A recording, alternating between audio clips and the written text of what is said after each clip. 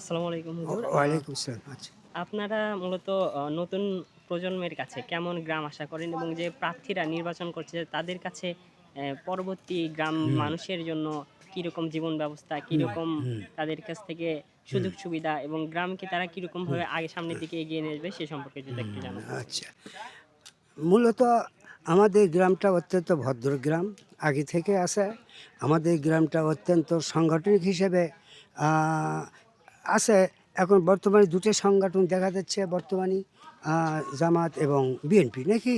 তো এখন আ এরা চায়, আমরা সবাই চাই যে এই গ্রামে বসবাস করে আমরা শান্তিতে বসবাস করি এবং এই গ্রামে আগে প্রজন্ম যারা আছে ছাত্র এবং যারা শিক্ষিত লোক তারা চাকরি পাক, তারা ভবিষ্যৎ যেমন উজ্জ্বল হোক তাদের, তারা উন্নতি করুক, এবং এই গ্রামে আমরা বসবাস করে শান্তি উপভোগ করি এবং আমরা চাই যে এমন ব্যক্তি আমাদের নিকটে আসুক যাদের উপর আমাদের প্রজন্মরা ভবিষ্যতে তাদের উপর ভরসা করতে পারে এবং এবং তারা ভর্ৎসিতভাবে তাদের সঙ্গে সদ্ব্যবহার করতে পারে এবং এই গ্রামে বাস করে সবাই যেন সুখ শান্তিতে বসবাস করতে পারি, এটাই আমাদের কামনা।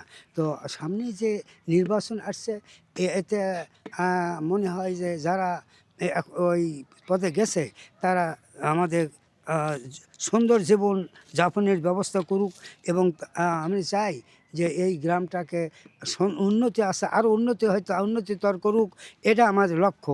এবং আমাদের যারা মানে বসে আছে, যারা মানে এখনও চাকরি পায়নি, কর্মস্থানে যায়নি, তাদের একটা সুব্যবস্থা হোক, এটা আমার কামনা। তো এখন যারা আসতেছে তারা তো অনেক দিতেছে, অর্ডার দিচ্ছে, কিন্তু অর্ডার তো সবাই এক সমান দেয় না। তো আমি মনে করি যে আমরা ধর্মীয় মানুষ, ধর্মের দিকে আমরা সবাই পরিবর্তন হই এবং ধর্মের দিকেই আমরা সবাই ধাবিত হই, তাহলে ইহকালে এবং পরকালে আমরা শান্তি পাবো এবং আমরা সুখ পাবো, শান্তি পাবো, এটাই আমার কামনা। আল্লাহ আমাদের সকলকে সুখ শান্তির আশা পূরণ করে দিক। আমিন।